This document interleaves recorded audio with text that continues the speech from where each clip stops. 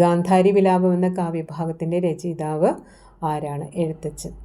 പെങ്ങൾ എന്ന കവിത എഴുതിയത് ആര്? ONV കുറുപ്പ്. ONV കുറുപ്പിൻ്റെ മുഴുവൻ പേരെന്താണ്?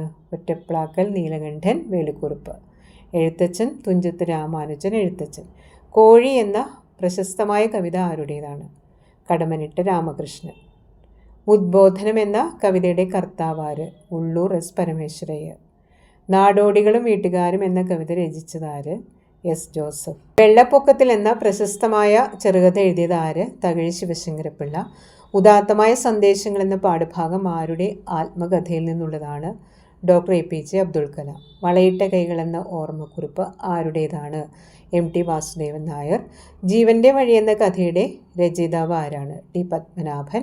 പത്രമാധ്യമങ്ങളുടെ പ്രസക്തി എന്ന ലേഖനം എഴുതിയത് ആര്? KK ശ്രീധരൻ നായർ.